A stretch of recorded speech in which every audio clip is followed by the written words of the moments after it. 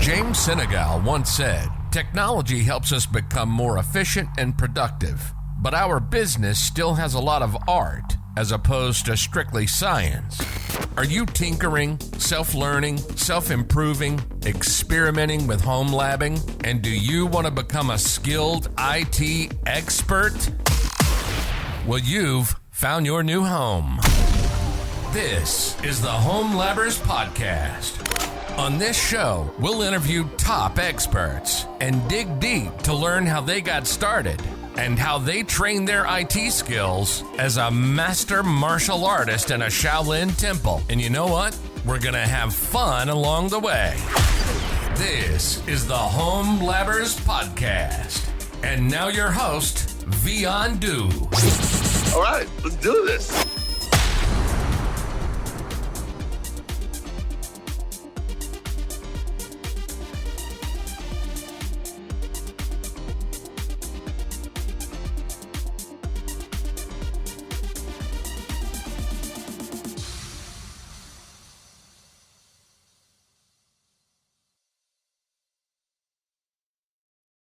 Webster, welcome to the podcast. So excited to have you on the podcast. Well, thank you for having me. I'm honored that you want to find out about my lab.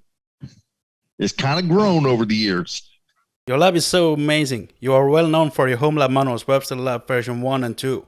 So one of the best. I use them very often. Well, thank you.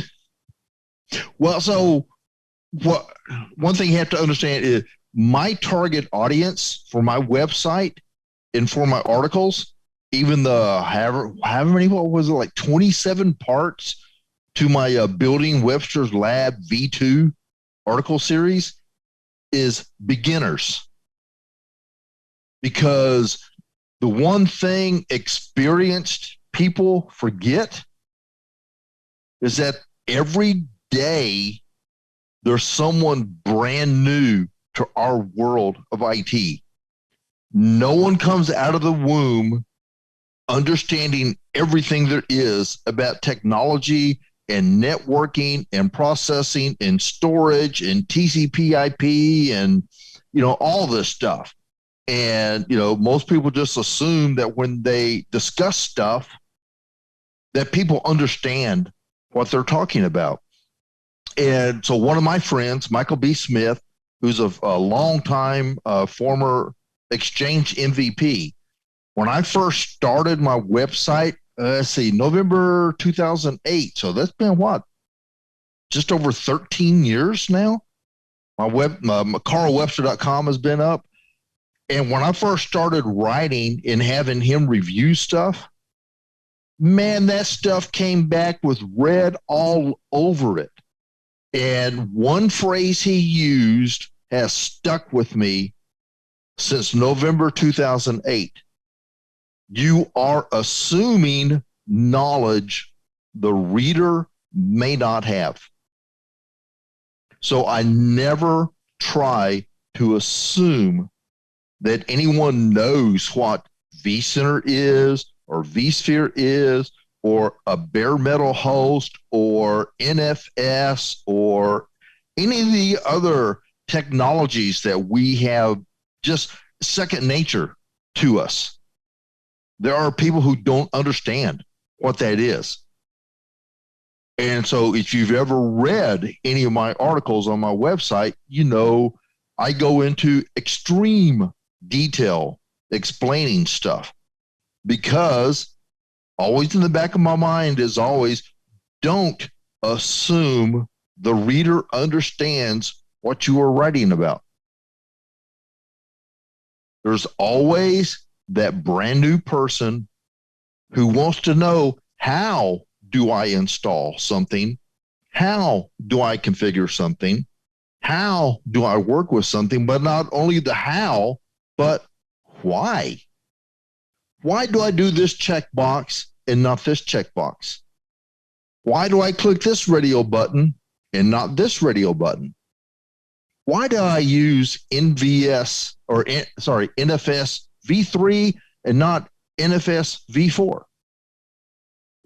These people have no idea what we may be talking about.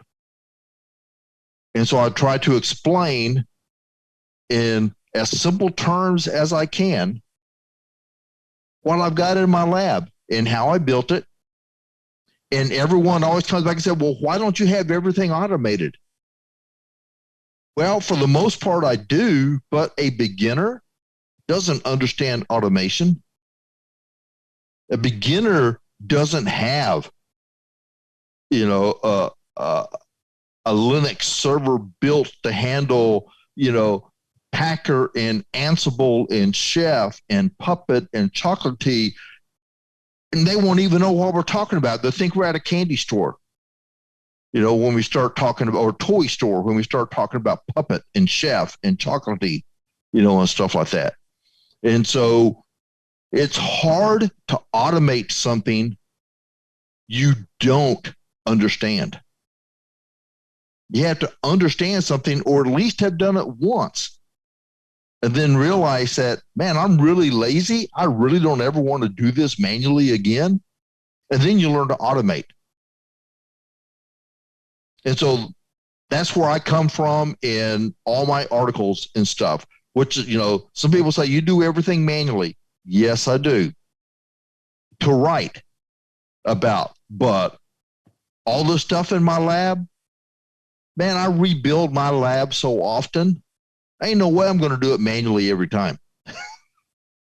But when you have a lot of scripts as well. Yeah, so when vSphere 8 and vCenter 8, come out, and I will start the entire process all over again. I will build that manually the first time, or actually probably 3 times, because my writing process is I do something and then I'm taking notes.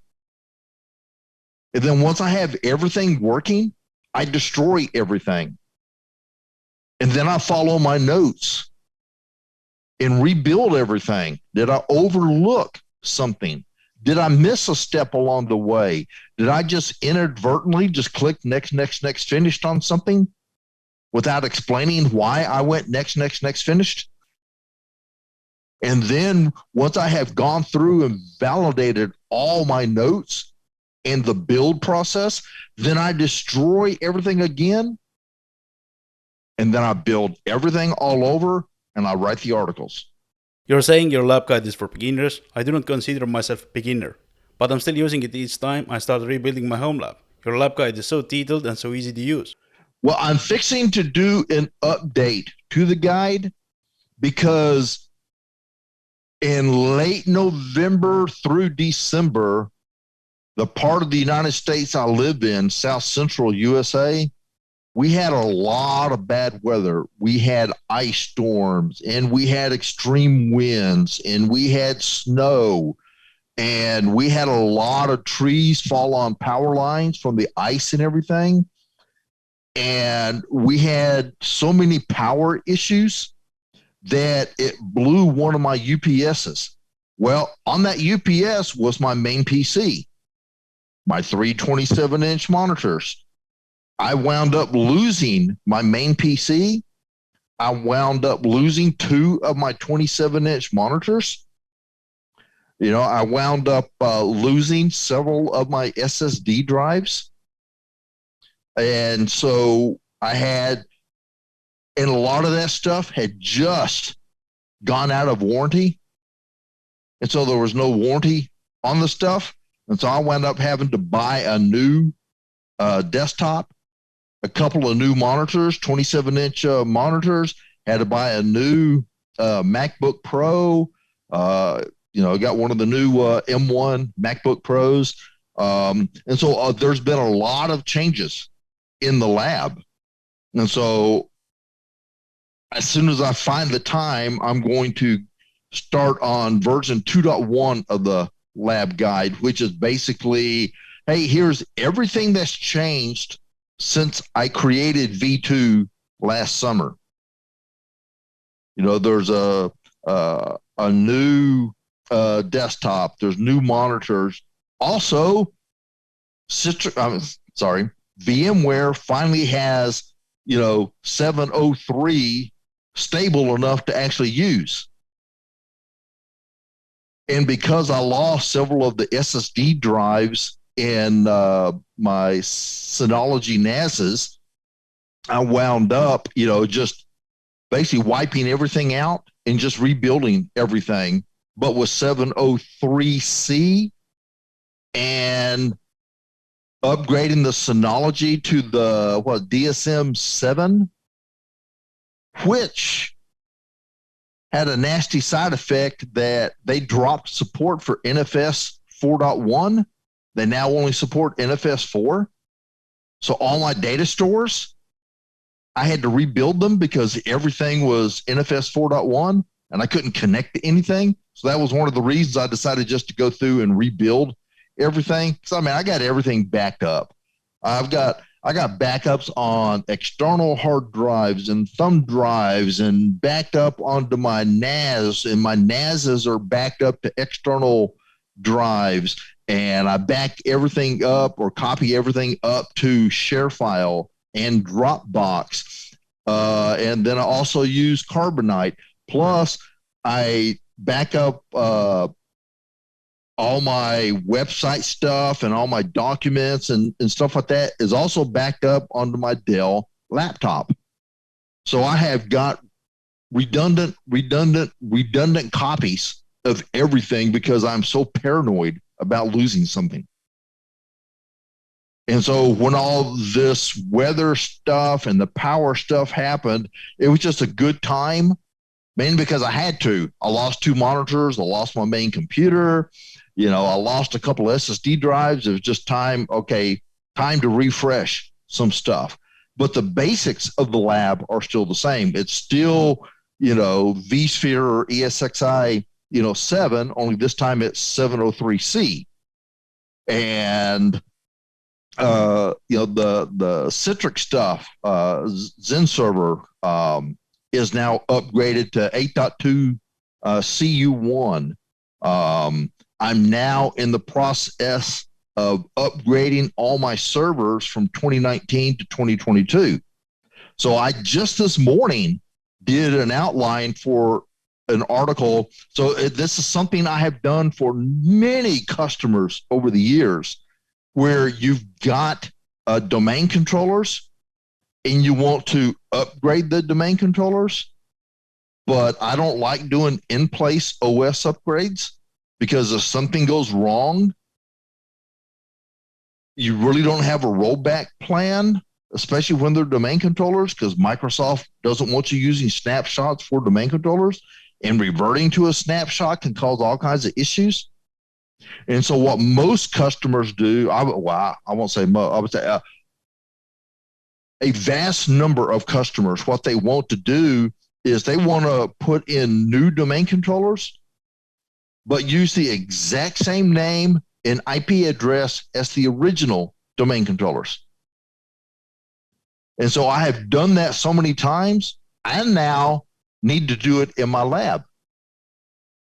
And so I went through and did a 2-page, here are all the things you have to do if you want to reuse the name and IP address of the domain controller to replace it with a later operating system. And so I'm going to write about that also. That'll be a as you would expect, it's going to be a very detailed article on how to do that. And I expect it to be popular because so many people want to know how to do that. And it's not as easy as some consultants make it out to be, because if there are some things you don't do behind the scenes after you've done the name and IP switch, then all of a sudden things start happening odd in your Active Directory. And so I will explain all of that. So all that will go into that'll be a separate article, but it will be part of the Building Webster's Lab V, I guess, 2.1. That won't be 27 parts. That'll probably just be, just one article that says, hey, here are all the things that have changed in the lab. Webster, we already dive into home labbing topic, but can you tell us a little bit about yourself? Let's go a little bit back. Okay. Well, I've been in IT for 45 years, which is probably longer than you've been alive. So I got my start in mainframes, then moved to PCs in 1986. Oh, I got started in 77 in mainframes and moved to PCs in 86. And then started working with networking and, things like peer-to-peer networking and, just general networking and stuff. And like the 88, 89, 90 time frame was when all that started. When I started working with that, when I started working with the very first Citrix product, Citrix Multi-User, which was a multi-user version of OS2. Before there was NT4 and before there was a terminal server edition, the big thing back then was peer-to-peer networking. Then you got into the big networks like the NetWare, the Banyan Vines and stuff like that. And then, then later on, VMware came on the scene. So that's how I got into all this stuff, just playing around with it all and, just slowly starting out with one computer in my lab in the late 80s and building to this monster lab that I have now. But where did you get the idea to actually start building your home lab at home? Well, I was learning to do Active Directory and learning to do Exchange. And so other than just having a computer, just a personal computer, I needed something that I could, learn this newfangled Active Directory stuff, in 98, 99, 2000. And then a company I went to work for in 2003 asked if I would also learn Exchange. And I said, yeah, sure, I'll do that. Well, you needed another server for that. And so the idea for the lab came just because I needed to learn how to do things, and I needed a way to have multiple domain controllers in an Exchange server, so you got to virtualize this stuff or figure out some way to have multiple servers. And then sometimes I would be asked to, hey, we need to do a migration project, and here's what the customer has, and this is what they're going to. And so I would actually build that in my lab. I would build as best I could what the customer had and then figure out how to get to where the customer wanted. So like the very first Exchange install I did it 21 times over one weekend because my boss told me on a Friday afternoon that I was going to be doing an Exchange install on Monday afternoon. And so I had to go through and figure out, all the stuff to get this brand new Exchange 2000 installed.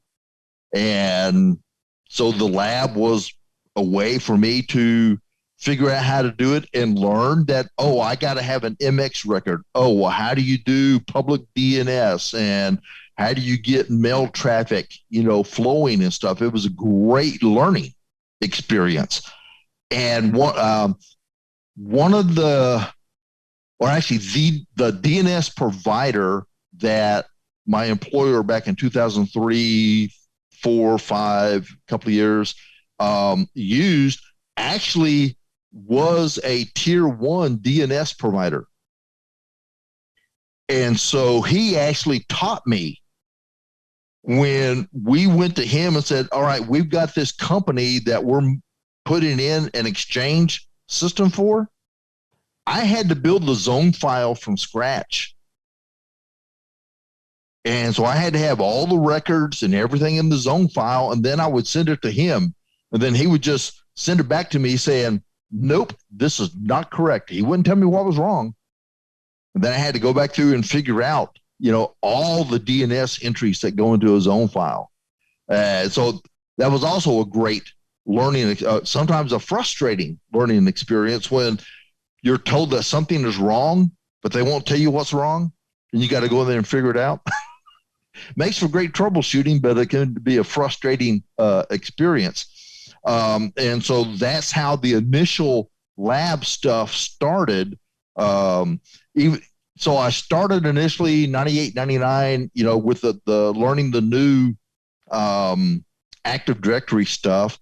And then in 2003, 4, 5, 6, 7, evolved to doing more Active Directory projects, how to do AD migrations, how to do Exchange installs, how to do Exchange migrations, how to implement terminal services, and then later, remote desktop services.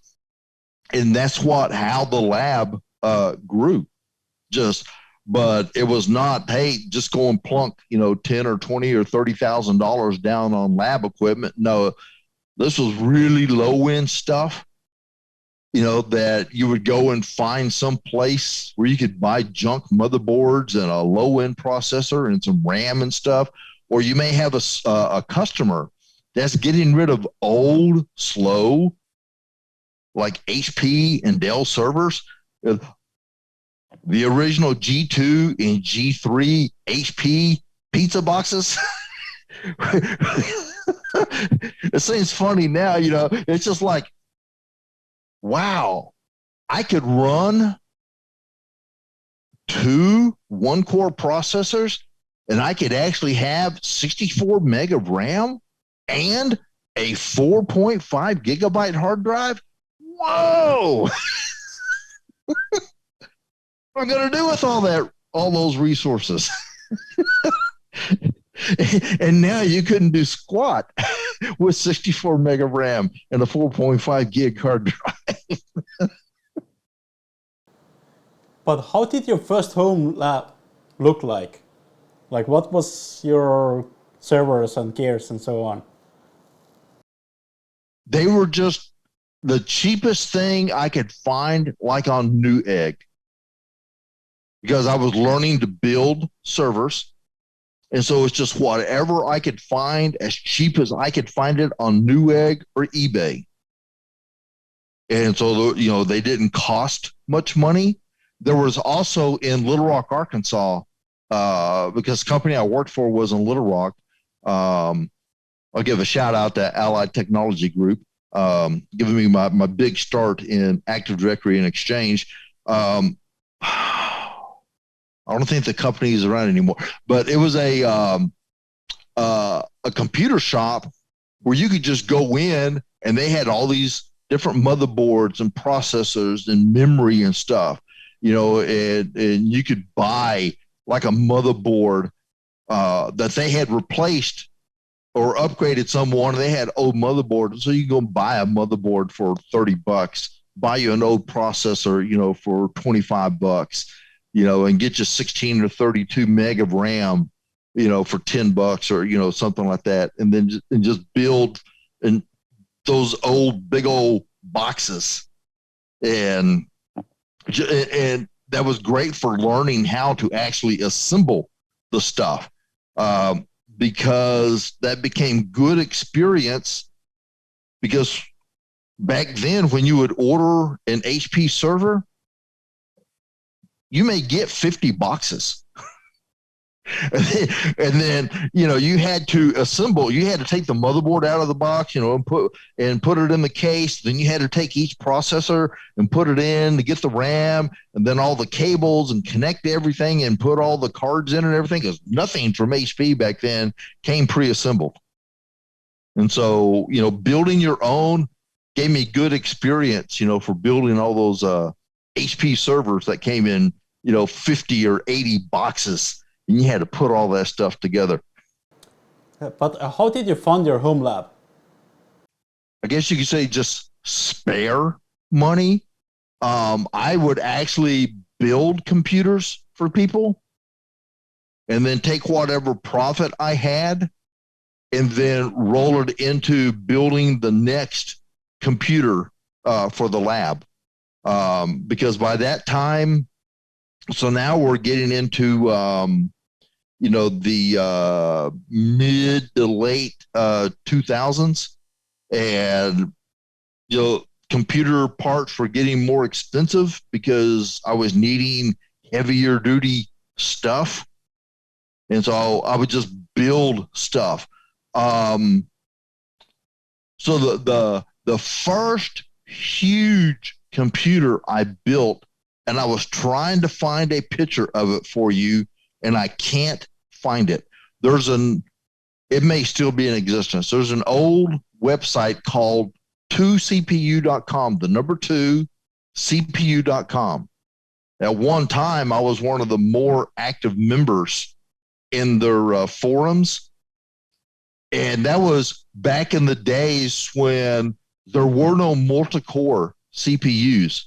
So if you wanted to have 2 CPUs, you had to buy a motherboard that had 2 sockets or 4 sockets or 6 sockets on it. I don't know if you remember the old like 15U compact and HP servers, because that's what you had to have a 4 CPU or a 6 CPU system. And those things cost tens of thousands of dollars back then. And they were heavy, massive servers. But the first one I built was a 2 CPU box, and I loaded it up with 256 megabyte of RAM, and I had 4 4.5 gig SCSI drives. I had a SCSI CD-ROM drive. I had a SCSI iOmega zip drive and a SCSI Jazz with 1Z drive. And I mean, that tower had to stand at least 4 foot tall, and it had wheels because it was so heavy. You couldn't lift it once everything was installed. So it actually came with wheels. It was a monster. The stuff came, I don't even know if they're around anymore, from a company called PC Power and Cooling. Yeah, I think the website was pcpowerandcooling.com. But they made, the monster power supplies that you needed back then. The 400, the 500, the 750, the 1000, the 1200 volt amp power supplies that you needed to drive those monster personal computers back then. And of course now, this thing that's sitting on my desk that doesn't weigh much more than a book, and it's a Core i7, I think, with 12 cores, and with hyper-threading. I've got like 24 things when I look in Task Manager, performance. I mean, heck, this thing back then would have probably cost $50,000 back in the year 2000, 2001, 2002, when I built that big old monster 2 CPU. And I think those CPUs ran at a blistering 200 megahertz. And I think, what did I spend on that sucker? That was the most expensive personal computer I ever built, and I believe I spent $5,000 or $6,000 on it. For 2 200 megahertz CPUs, 256 mega RAM, and what would that be? 18 gigabyte of storage, a CD drive, a video card, and a monster. I don't remember the brand. It may have been a Sony 21-inch monitor. The monitor weighs 75 pounds. Monster. I mean, once you put that system in place, you never wanted to move it because you'd get a hernia just trying to pick up that 21-inch monitor to adjust it on your desk. And of course, once you got that big old 4-foot computer case, in place, you locked all four wheels, and then once you got all your cables run from everything, you never wanted to move any of that stuff. And of course, now, hold on one second. I'm going to open this door here. Hold on. Okay.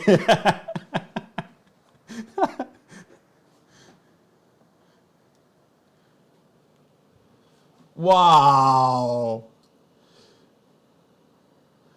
Actually, that's my next question. Actually,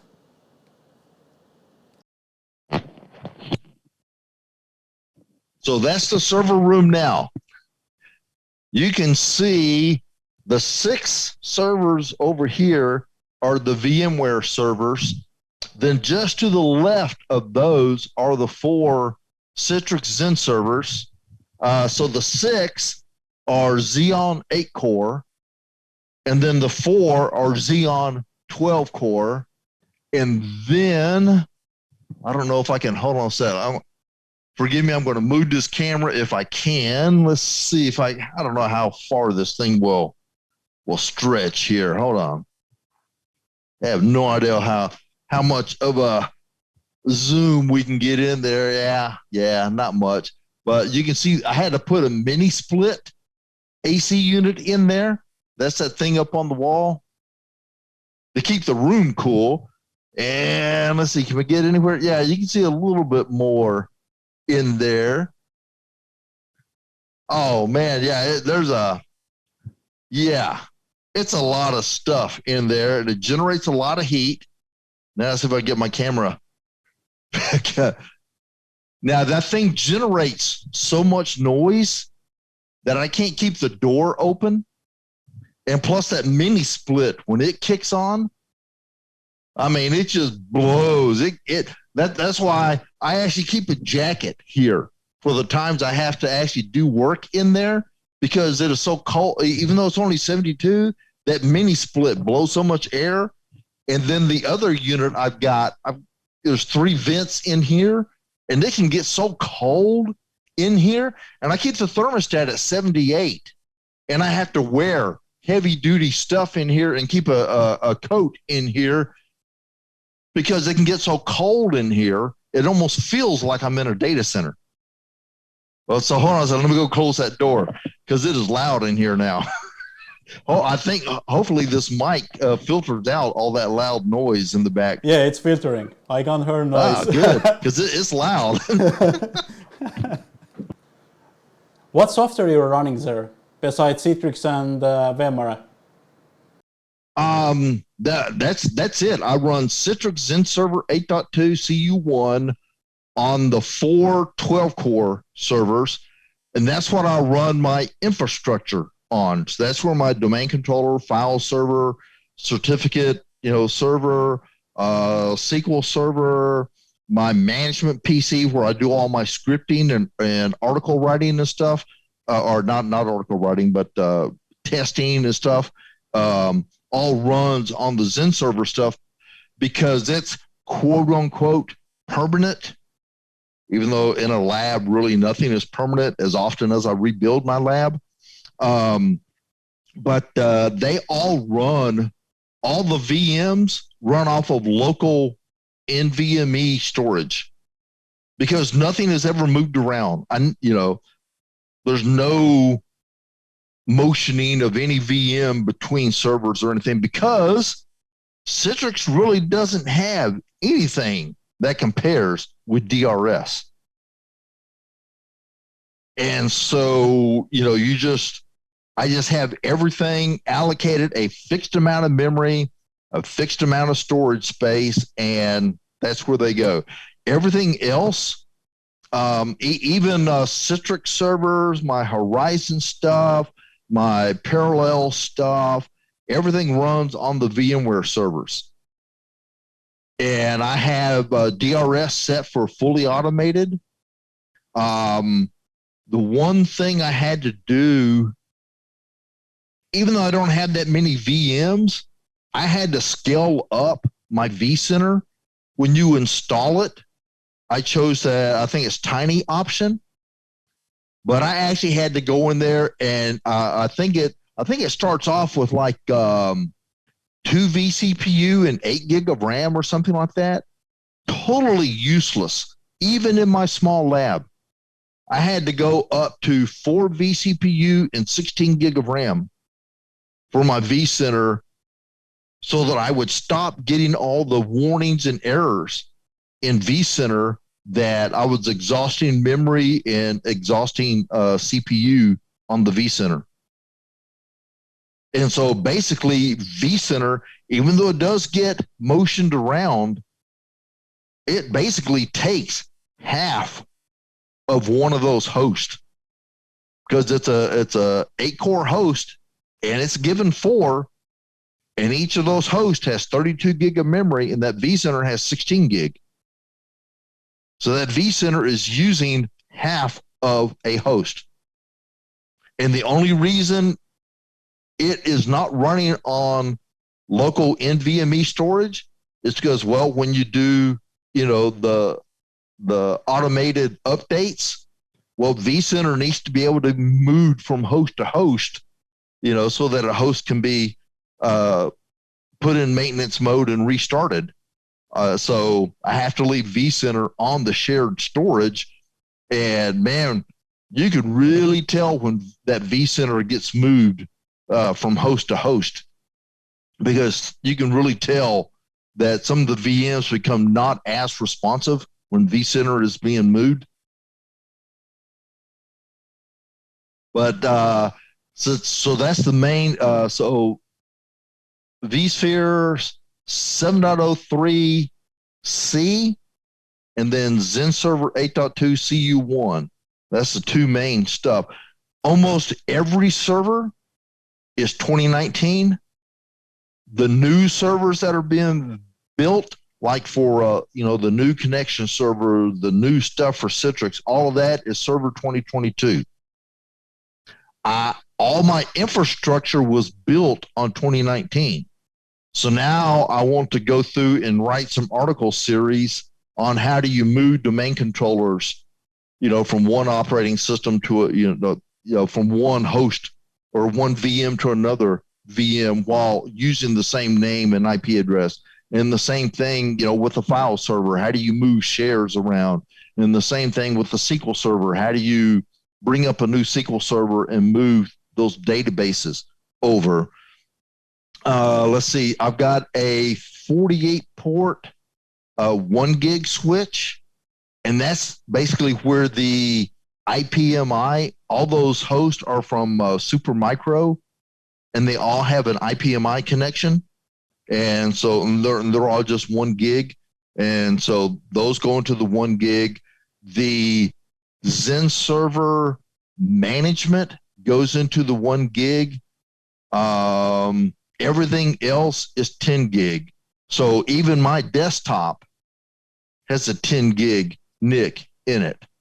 The 2 NASs have 10 gig NICs in them. All 10 of the hosts in that room all have dual 10 gig NICs. So everything other than the 2 external drives that are attached to the Synology NASs, those are the only spinning disks in this lab. Everything else is SSD or NVMe. And then getting back to building the lab, this lab, originally started when I moved here in 2008 and started my website. I had 2 servers in the lab, both of them running AMD Opteron processors. And they were, in the big, tall cases and everything because I had to have the big motherboard so I could have 2 Opterons, and stuff like that. And then I started getting advertisers for my website, and I would take their money and put it 100% into building the lab. And then when I started doing all the documentation scripts. And see, that was 2011. Then in 2013, I had some people ask me to put a donation button on my website so that people could donate to the scripts. And I would take 100% of that money and put it into the lab. And so the lab has gone from basically those two headless servers to now I've got, the 10 servers that are in there, the 2 Synology NASs, an 1817 and 1817 Plus.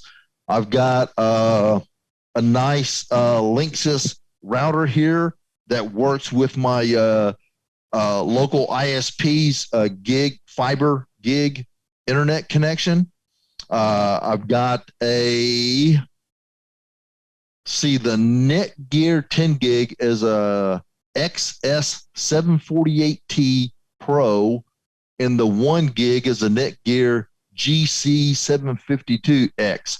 And those 2 switches are actually connected. Both of them have 10 gig, SPF plus connectors. And so that's how the 2 switches are interconnected, is via 10 gig SPF fiber connections. And so things move pretty fast in the lab now. Back when I had the original Synology NASs, which I think were 1500 series that had all spinning disk, I was lucky, and only 1 gig. I was lucky if I could get 4 VMs running at one time. And now with everything on SSD, NVMe, and 10 gig, I've been able to get over 30 VMs running at one time. The only bottleneck now is if I get too many VMs running on that 6-node vSphere cluster, DRS starts going nuts. And so then I know it's time to, to shut down a VM or 2, so that DRS doesn't drive itself crazy. Because then all I see in vCenter is, this VM is being moved. And so over the years, it's gone from just those 2 to where now I have those, the 10 servers, plus this desktop, plus a Dell laptop, plus a computer I salvaged when my wife's hard drive died in it, and it is a slow computer. And I just upgraded it to 16 gig of RAM. I call it my extra PC. I use it like for Citrix calls theirs remote PC to give you access to a physical device, and the same thing. So in Horizon, I also use it as to show that you can use Horizon, to connect to a physical PC. And I also use it with Parallels RAS to show that even with Parallels, you can still connect to a physical PC. I've got an Intel MacBook Pro, an M1 MacBook Pro, and then what you're seeing back over here is my iGel lab, or Eagle, as it's pronounced in German. My iGel lab, iGel sent me a UD7 and a UD3. And then in the middle, I've got an old laptop that when I used to go to conferences and events and speak a lot between 2012 and 2017, that HP laptop had like 8 gig of RAM. It only had like a 256 gig SSD, but the only thing on it is Windows 10 and PowerPoint. And fully charged, I can run that thing without power for 7 hours on a full charge. So I could take that to a conference or an event like Bri-Forum or E2EVC or Synergy or VMworld and have everything ready to go in the morning, unplug it from power, and know that I was going to be able to go the entire day without having to worry about needing to charge it because there's only basically one piece of software running on it, PowerPoint.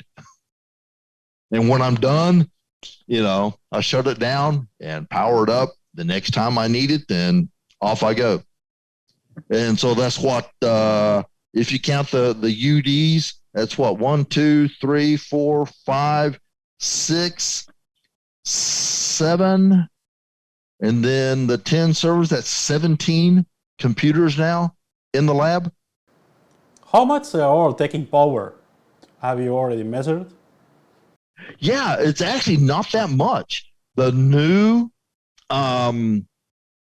super micro servers with the Xeons and let's see, can I find out? Hold on a sec here. Because when I put in the mini split, the HVAC company actually came out here and they actually had me research. I had to pull up all of the power for all the servers and everything in here. If you were to run the thing at full max, yeah, you need a lot of cooling, but these things don't run, 100% CPU all the time. Hold on a sec here. I was trying to see if I could remember what the Intel CPU was in those hosts. I know I've got it on my website. Nah, I don't know what the CPU host is. What the Xeon processor is. Oh, it's a Xeon D1541 2.1 gigahertz. Oh, it's low power actually. Yes. Yeah. And so even with all 10 servers going, the 2 NASs, the 2 switches, and the 6 UPSs that are in there. And unfortunately, what I can't show you is one of them is a monster APC backups 2200 volt amp. Well, one of the things you'd literally see in a data center. It's in there, and then the other 5 UPSs that are in there are plugged into it. And even with all of that equipment in there running 24/7, I think, because everything in here stays on 24/7. It added $20 a month to my electric bill. What is a UPS runtime? Oh. Okay. So, well, actually, I know because we had all those power outages back in late November, early December. And that's when I found out that I had overloaded the UPS that my main PC and the 3 monitors were plugged into. I had overloaded that UPS. And even though I've got the APC, whatever that software is called that monitors power,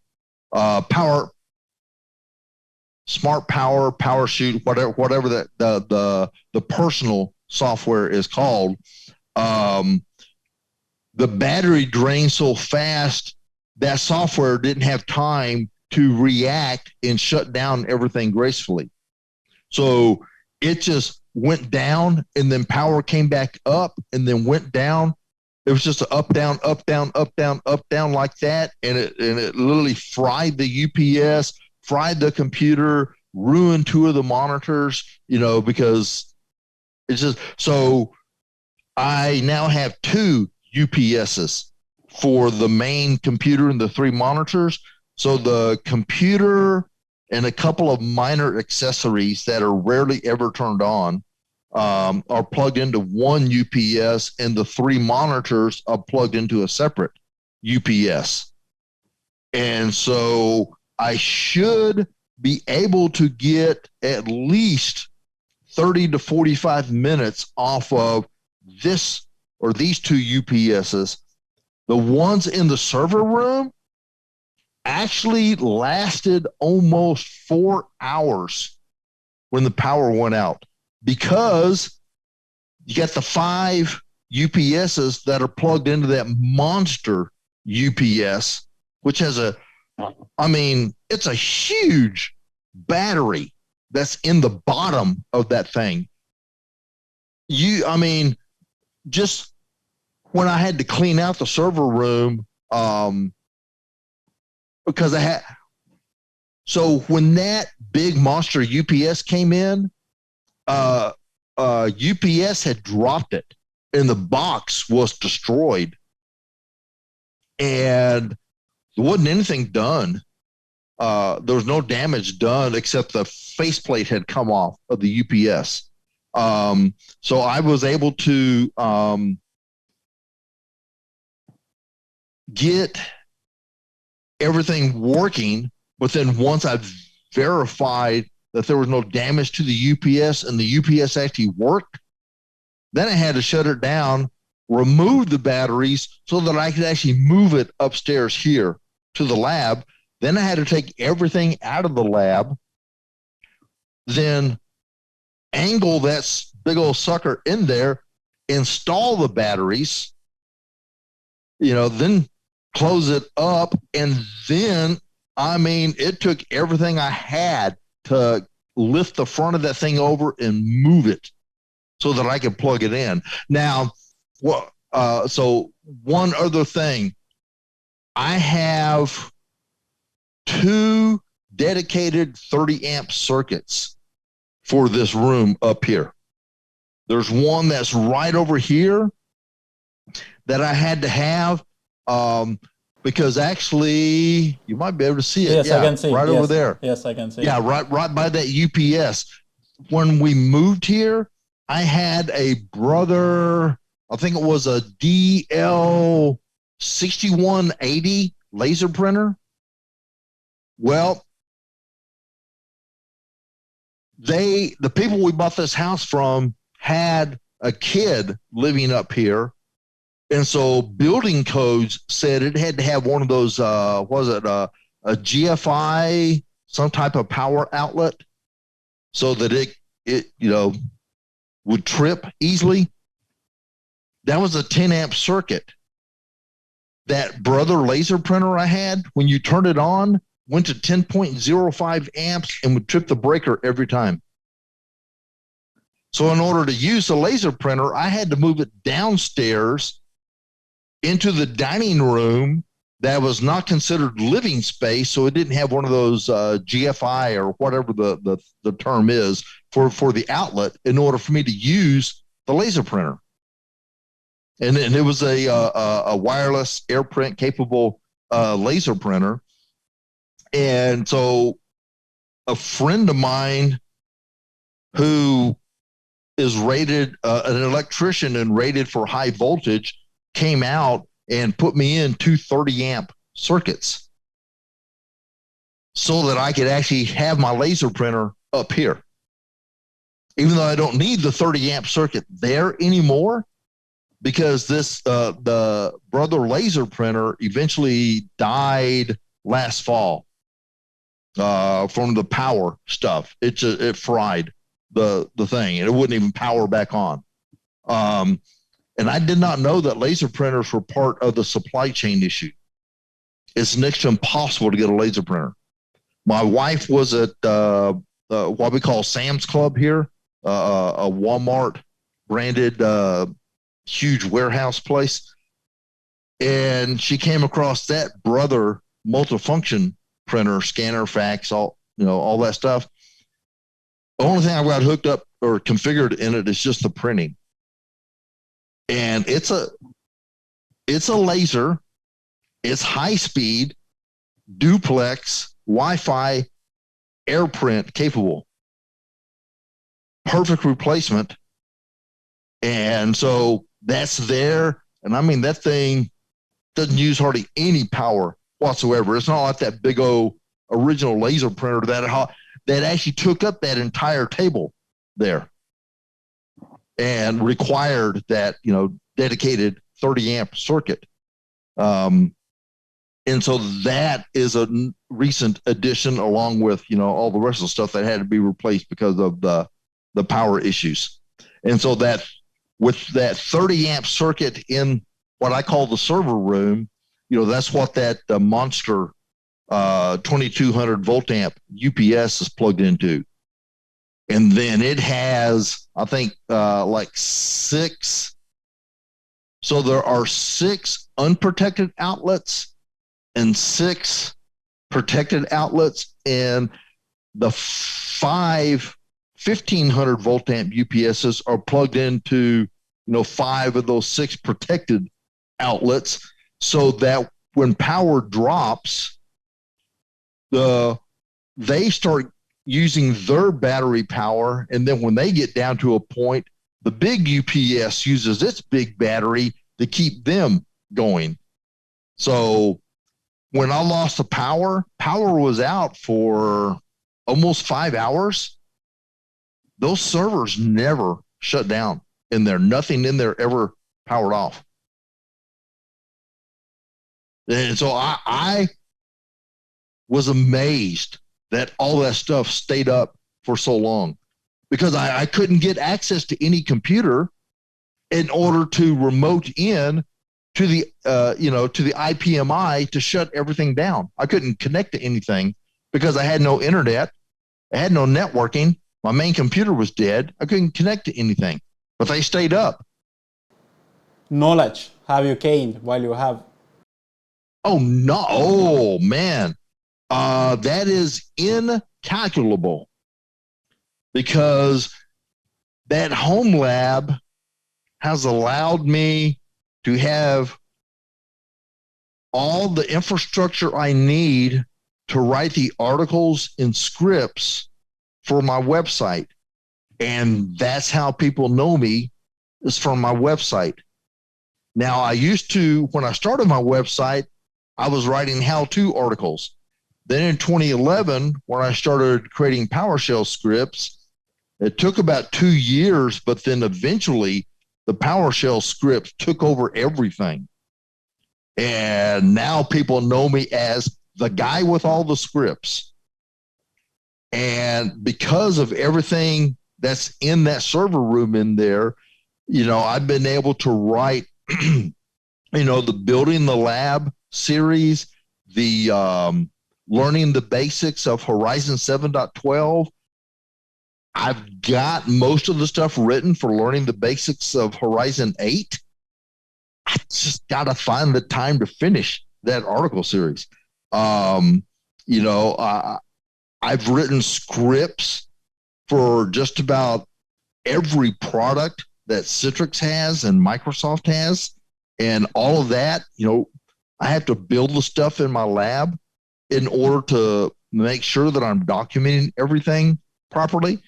And so there's times when I've had to have, 25 or more VMs running so that I could have everything necessary to properly test a documentation script, like for XenApp, XenDesktop, Citrix Virtual Apps and Desktops, or, for creating the entire Horizon lab. So just having the lab and building all this stuff over the years has allowed me to keep my technical skills up. For the VMware products, the Microsoft products, the Citrix products, the Parallels products. I try not to be a one-trick pony. I try to work with all the different vendors, and I can do that with the money that all my wonderful advertisers, if you don't mind me saying so, Control Up and iGel, and Goliath, and Parallels. Let's see, some of the others, there's been others over the years that have, sponsored for like a year, but 100% of all the money from all the support they have given me over the years, 100% of that and 100% of the money that people have donated for the scripts has all gone into building the home lab here.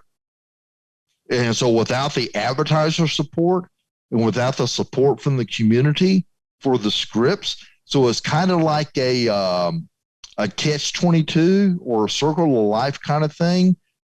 You know, I initially put my money into it to get the lab, the beginning lab up and going, then creating the website and starting to write articles. Then advertisers took notice of the traffic my site was getting. Then they wanted to advertise, and then they started paying me, and I took all of their money and used it to build the lab so that I could write better articles and write about more products. And then with the scripting, being able to create scripts, and then the money would come in from the scripts, and the advertisers renew, and then I would get new advertisers, and then all that money was poured back into the lab so that I could rinse, leather, repeat, build a better lab so that I could write better articles and have more stuff in the lab so that I could write more and script more. And then advertisers would renew and new advertisers would come in and people would donate money. All that money went right back into the lab. You know, I've never spent one penny of any money that any advertiser or any script donation or donor has given me on anything other than what's in that room and what's in this lab here. And so it's just a circle of life. You know, I put money into it, and then people noticed, and then they started paying me, and then all that money went to the lab. Better content, you know, better scripts, more resources, more money, more resources, better articles, better scripts, more resources. You know, it's just a circle. Amazing. But what is the most memorable home lab story you like to share? Oh man, well, just from like November and December, just from, you know, all the power issues in the weather and everything. If I had bought the Dell extended warranty on my original writing computer and the monitors, the stuff was 1 month out of warranty when all the stuff happened and things died. If I had paid that extra $100, I would not have had to have spent $8,000. Yeah, because then the computer and the monitors and all that stuff, plus I learned don't overload a UPS. And then another lesson I've learned is that you should do your own manual power outage testing. You know, don't have anything running, but no software running, no applications running, but then just pull the plug on your UPS and then just watch how much time does it actually say that you have before it starts shutting everything down. And then, of course, you're there, you can plug everything back in real quickly, you know, but then you can know whether or not you have enough UPSs. And when you have a big monster setup, because let's see, so there are 1, 2, 3, 4, 5, 6, and then 5. So that's there are 11 APC backups, 1500s in this lab. But so that's how many 1500 volt amp UPSs are in this room. That's not counting the ones that are downstairs protecting, you know, the TV and stuff like that, plus that big 2200. So, you know, you got to understand. And so that weather stuff in November and December taught me that, you know, and so I actually do that on Saturdays now. You know, I will come. I didn't do it this morning because I knew we had this and I didn't want anything going wrong. But I'll just come in here and I'll just yank the plug. All right. It says I've got 45 minutes. I plug it in. It says, oh, you have 124 minutes. And I go, okay, I'll take the lower number. But now I know I have not overloaded because now I've got things split. But now it says I've got 45 minutes, and I do have the UPS that the computer is plugged into. I do have the cable that plugs into the UPS, into a USB port, so that, it's monitoring power. So if I'm not here or power goes out during the night, I've told the software that, hey, when we get down to 20 minutes, do a graceful shutdown. Tell Windows to shut itself down. I rarely ever leave anything running on the computer. I leave the computer up, but I rarely leave anything running overnight, because most of the time I don't have to, because everything is running in there. There's no reason for me to leave Outlook up or Word up or anything. So I rarely leave. And usually what I do is I work for a company in Spain. I've always been an early morning person. So I usually start work around 3:30 in the morning, which some people see as ludicrous, but I'm just like, I'm already up. That's when I used to do lab work and article writing and script writing and stuff like that. Well, now I work, put my time in for this company in Spain, because if I start work at 3:30 in the morning and don't take any breaks, well, my 8 hours, my day is up around 11 a.m. Then I can go have lunch, run some errands and stuff, and then come back, and I've got the rest of the afternoon. But I try not to work past 4. And then at 4 o'clock, I'll exit out of everything. And then I go to an elevated command prompt, and I run my batch file that I back everything on this computer up. I've got a 2 terabyte SSD. I've got a thumb drive. It also backs everything up to the NAS. The NAS backs everything up to an external USB drive. And then I also copy everything up to ShareFile. I copy everything up to Dropbox. And I also use Carbonite to back up everything. So that gives me 7 backups of everything? You are more prepared than actually most of companies are. Yeah. Well, I'm just so paranoid about losing anything. So I'm just extra careful, because I want to be, so the part of Tennessee we live in, we do get tornadoes, and tornadoes have come through. And even when I lived in Arkansas, Arkansas, Tennessee, Alabama, Mississippi are infamous for having tornadoes come through and literally wipe out an entire town.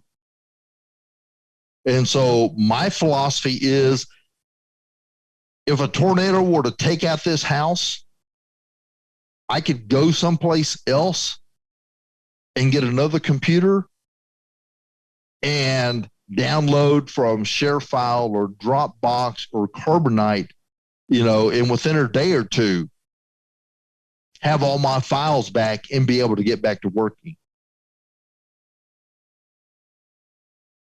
So that's why I'm so paranoid. I would rather have more backup copies than not enough. But have you tested your backups? Can you actually restore? Yes. Yeah. When I lost this computer, yeah. When I got the new computer, I was able to just start. I just able to hook back up. Well, hold on one second. Let's see. Where is that sucker? Yeah. I don't know if I can get it back up here, because I was trying to find a file the other day. Let's see here. Whoop, right there. There's the backup from writing PC4, because I was trying to find, I knew I had taken notes on the process of, because I had done it so many times for customers. I knew I had a document somewhere that had all the steps to do, how do you replace a domain controller with the new domain controller, keeping the same name and the same IP address. I knew I already had all those steps. I didn't want to have to go through and recreate them all. And I was able to find that document on that backup drive. And so because it was in files, old files I have from an old employer. I don't keep their files on my system. It's, so I don't have readily access, to old company data, but I needed it. And so I was able to get that old drive that I keep on this bookshelf over here, and was able to find, that one file and get it back. So yes. So when I had to replace this computer, the other computer, the original computer, the computer was dead. It wouldn't even power on. And when the replacement came in, I took the old SSD drive out. It was dead. There was nothing to get off of it.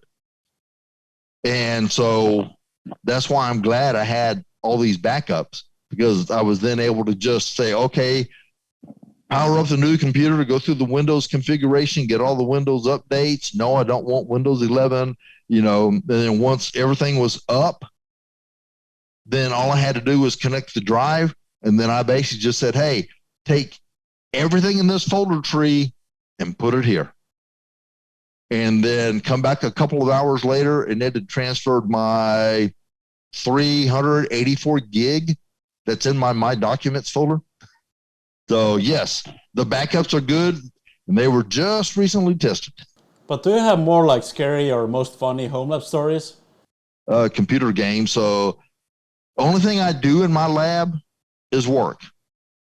I write articles, I script, and I do stuff, for my employer. And for my employer, I'm updating documentation or, writing articles. I'm writing a getting started guide now for a new program. Not software program, but kind of like not similar to, but kind of like a vExperts type program. And so I'm having to write a getting started guide for that. And so I write, I test, and I script. And I do a lot of testing.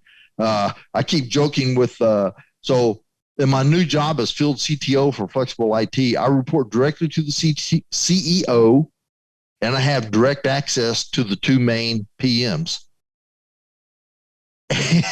And so when I'm going through the software or company cells, I create so many things, whether it's an issue or a misspelled word or bad grammar, bad punctuation, or I really don't think this is the right way to do something, or I think it'd be better if we did it this, or have you ever thought about doing that? So I'm doing a lot of testing of software. So my lab has literally been 100% business. So that all that rambling to say I don't have anything funny, because when you're working I've been working from home. So this COVID stuff has absolutely no impact on me. I've been working from home since 2007. I've rarely been in an office unless my employer is having like a company meeting or something, or an annual meeting, and then I go to an office. But for 14, well, actually, yeah, is it 14 years now? 15 years now. Since February 2007 is when I started working from home and never going into an office. So that's been 15 years now. But what do you also think about when they see your home lab, or hear you that you have a big home lab at home? Most people don't understand it. A lot of my friends, family, stuff like that, they have absolutely no idea what I do. They don't comprehend anything on my website. And they keep joking with me that I should stop posting on Twitter, Facebook, and LinkedIn because they can't understand anything. And I was like, well, that makes two of us. So I guess that's about the only funny thing I got. the people like you who know what I do, who understand what I do and why I do it, they're like, I don't want to say impressed, because impressed is not the right word, but it's, I don't know the word to use. It's more of a understanding. It's almost like we're brother and ours, because most of my friends have labs like this, or they've got company labs that are like this. I always joke, I probably have more computing power than some of the customers that I have done work for. And I actually back up and I actually test my backups, so I know my backups are good, unlike most companies who think they back up, but then they never test the backup, so they don't really know if the backups are actually valid. And I know for a fact, because just a couple of weeks ago, someone reached out to me saying that someone needed to restore something or get a domain controller back.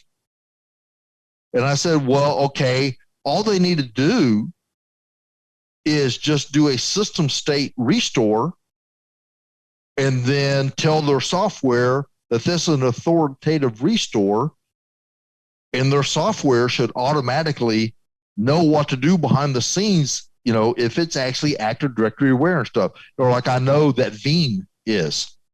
It's the only software product I'm really aware of that people have had to restore Active Directory, from a system state backup.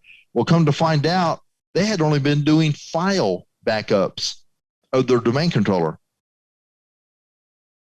Their backup software had never been configured to enable, the Active Directory mode. And so it had never, in all these years, had ever taken a system state backup of any domain controller. And it's just like, and how many years have you been doing this? But it's always takes something bad before someone realizes that, hey, we should be testing these backups. So, and then that's another good thing. You said knowledge gained from the lab. Yeah. One of the important pieces is making sure your lab is backed up and that you have actually tested those backups, that those backups contain the files, because I'm just using RoboCopy, and I learned the hard way when I went to restore stuff a year and a half ago, that I also needed to back up the registry keys for PuTTY and WinSCP. And I also needed to back up the configuration folder for Notepad++. And so there's some things like that you learn, when you restore, and you're just like, oh, crap, I got to reset up all this stuff in PuTTY again? Crap. Where's all this stuff kept, and then you make your little things to back up all those registry keys for all those applications, and then that once you've got them, when you need to restore, like when I got this computer, it's just a matter of just double clicking all those reg files, for PuTTY and WinSCP and the other things that I back up, the registry information for, and poof, it was nice to be able to just open up PuTTY once I did that, and all my servers were there. Because when you got 10 hosts and switches, that's a lot of stuff that you have to go in there and reconfigure. So yeah, it only took one time realizing that I hadn't backed up that stuff, to realize that, oops, that needs to be in my backup.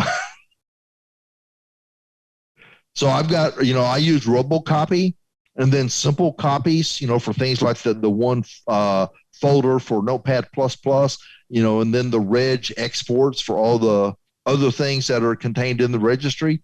And I know all that works now, because when I got this new computer in from Dell, and I was able to restore everything and have everything back up and going, and nothing was missing. I had no missing stuff. My WinSCP was configured. My PuTTY was configured. My Notepad++ had all of its configuration stuff, back in. So, there was nothing else I needed to do other than download and install, applications. So, What is a home lab for you? well, if I had to start all over again, a home lab for me now, so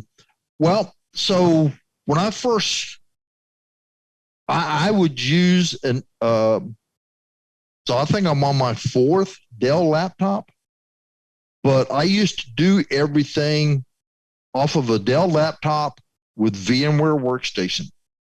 And I was just noticing the other day that I still have all my product keys for VMware Workstation, I think starting with 4 all the way up to the latest, like 16 or something. I think it's the latest version of 16, I think.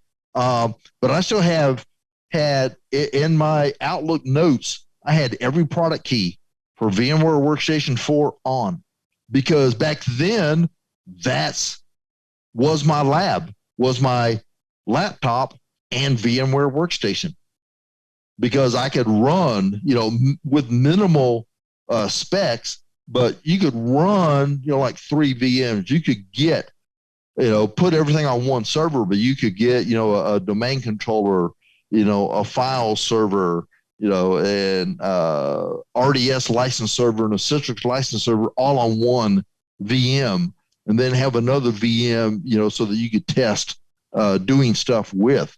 But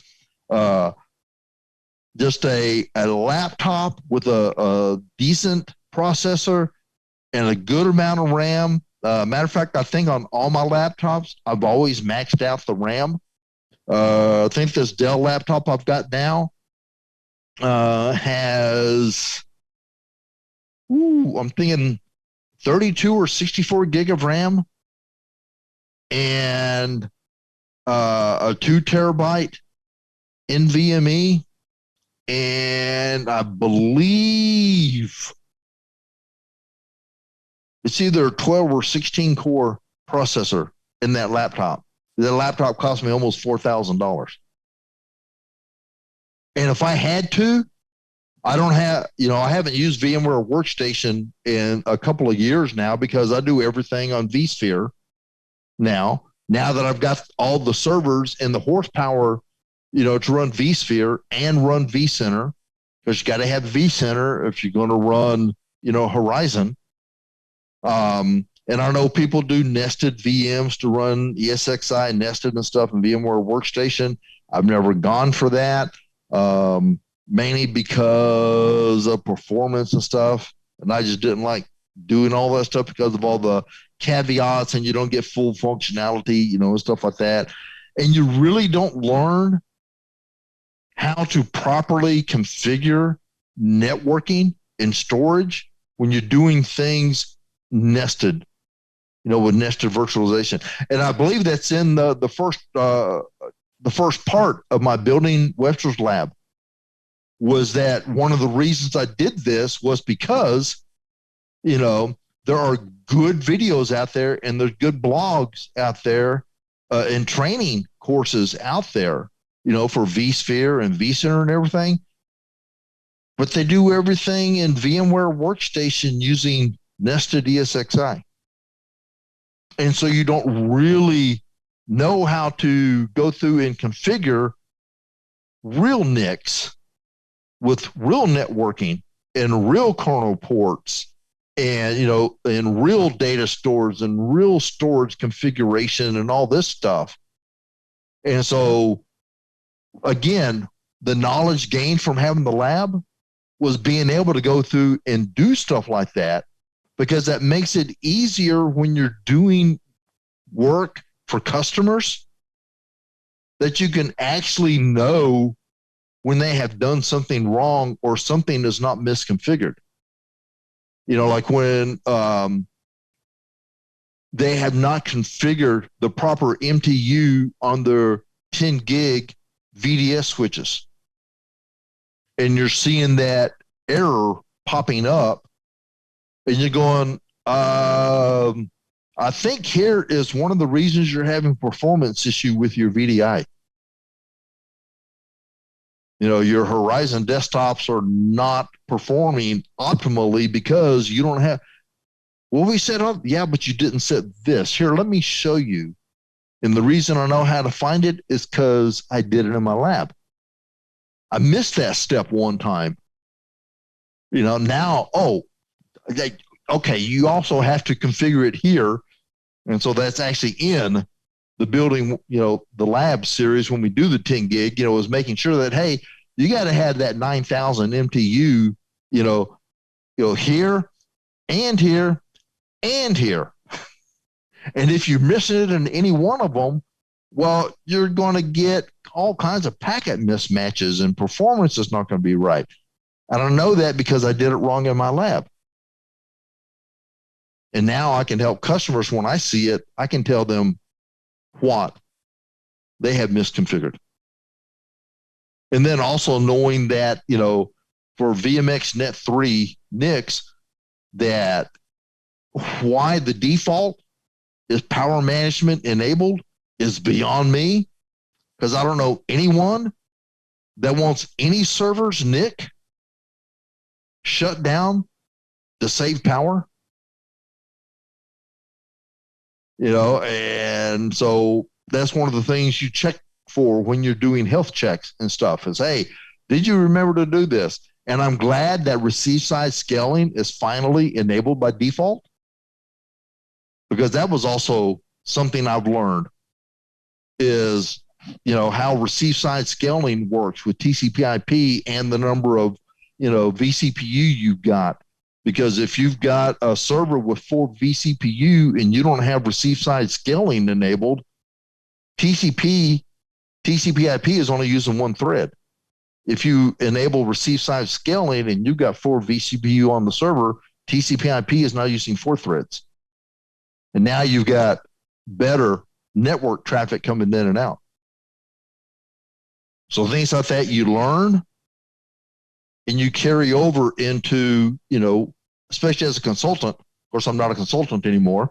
But when you would do projects for customers, is knowing all these things that you've learned by having a lab and knowing that these things need to be checked and stuff. And having a home lab allows you to learn these things in your lab and not in production, because it's bad to learn things in production. I would rather learn things in the lab, learn how to do things, learn how to configure things, learn best practices, and learn how to automate stuff in my lab. So when I go to a customer site, it's not the first time I've installed Horizon. Now, I'm not going to tell the customers my first production installment of Horizon, but I can tell them that, hey, I've installed Horizon over 10 times in my lab.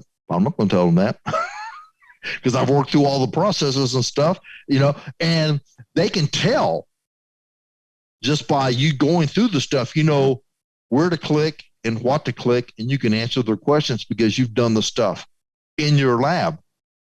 And lab experience is nothing to laugh at and nothing to sneeze at. Lab experience makes you more valuable in the marketplace. It makes you more valuable as a consultant and makes you more valuable when you're looking, for a job. Because if someone ever asks, have you ever worked with this? Yes, I have. I've done it in my lab. But your lab is bigger than most of companies' data center. It was, from 1998 until I started getting the multiple servers, probably around 2014, 2015, somewhere in there. So that's 16 years, 98 to 2014, about in there, It was not an overnight. This is not an overnight lab. This lab started being built in 1998, with that first computer that I built with a throwaway motherboard and a throwaway processor and a couple of meg of RAM, and learning how to install and configure something.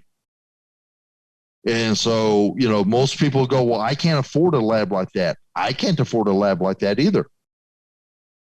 But you start small and your reputation grows. And if you share your knowledge on a website, and then you start a website and you get a reputation, then you could possibly get advertisers and ad money, and you take that ad money and then slowly over time, you build up your lab.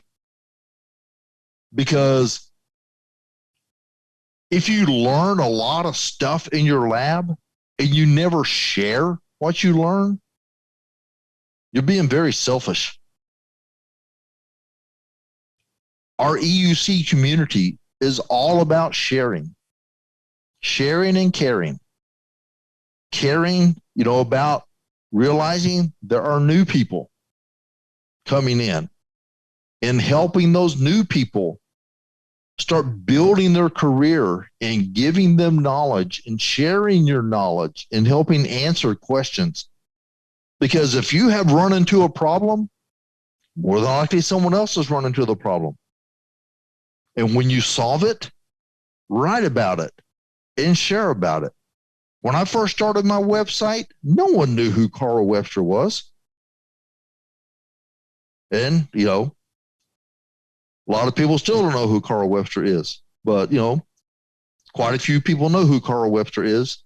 But regardless, Brian Madden, Ron Oglesby, and people like that, they didn't just come out of the womb with all of this knowledge and stuff, and the reason that Brian Madden and Ron Oglesby and others have the reputation and the careers that they have is because they cared enough to share, either through, the blogs or being on support forums and helping answer questions, writing books. Not everyone writes books. Matter of fact, books are probably becoming obsolete nowadays when you can just write a blog, and then when something changes, you just write another blog article.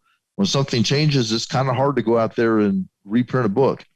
But, just don't be afraid to share what you are learning about in your home lab.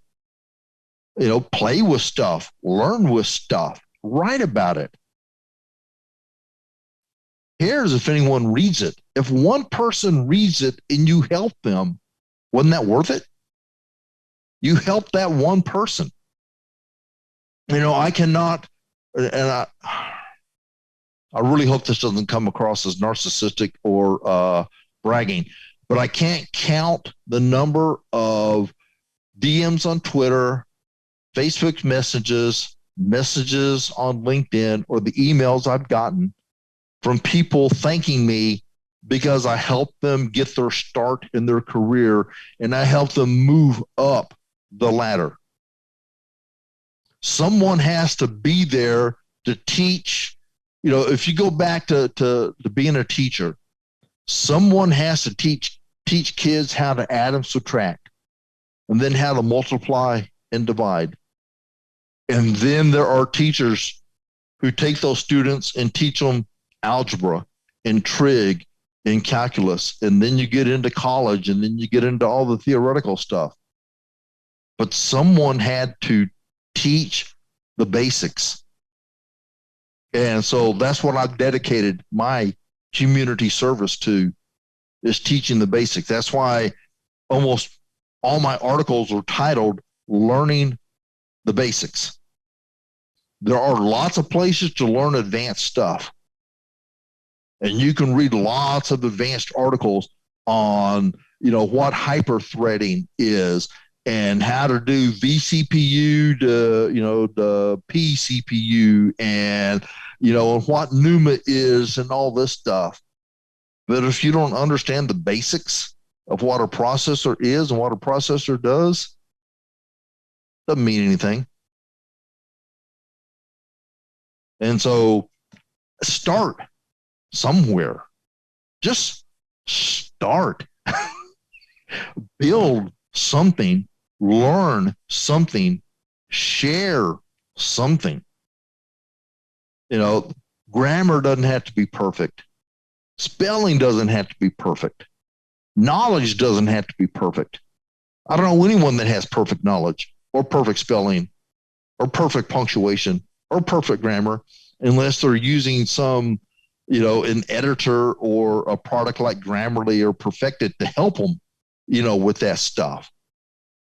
When I first started writing, man, my grammar was atrocious. I actually have a copy up there, strunk in white. I had to learn, and I know English is not your first language, but I had to learn the difference between it's and its without an apostrophe before the S, and there, in there, and so on. I had to learn all that stuff.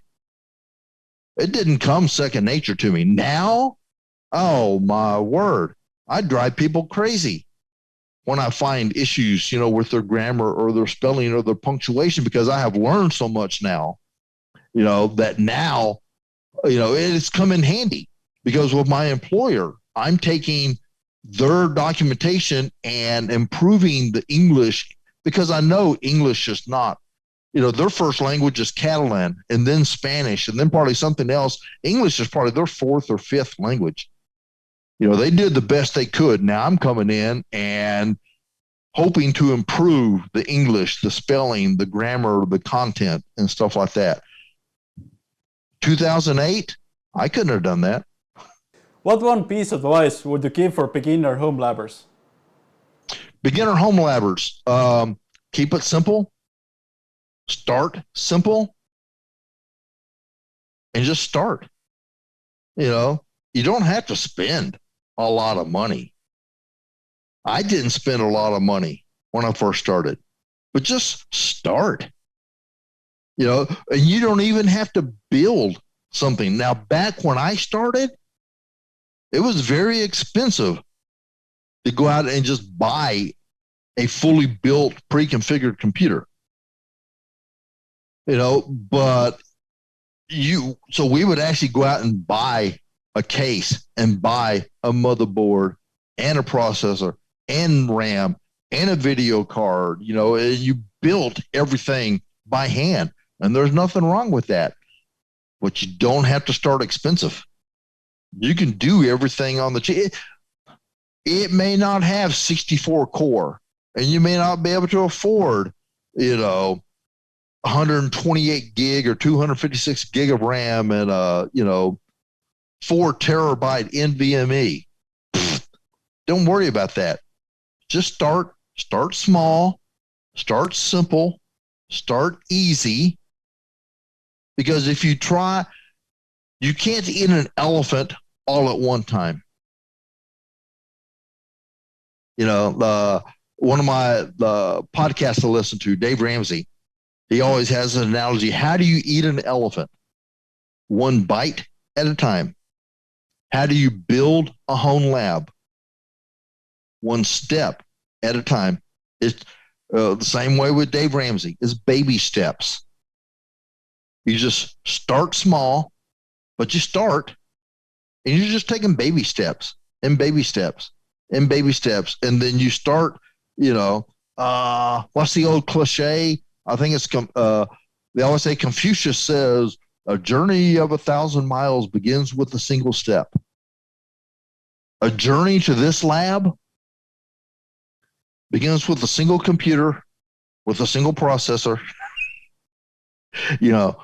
with a single hard drive, where what you can afford with what you have. You just do with what you can do, with what you can do. Doesn't have to be elaborate. Keep it simple, keep it small, keep it easy. But the main thing is just to start, to learn, not get frustrated because things are going to go wrong. I have fried my share of processors. I have bent my share of processor pins. And but you learn and then you share. And when you share, you're helping others. And there's nothing better than helping others. And there's nothing better.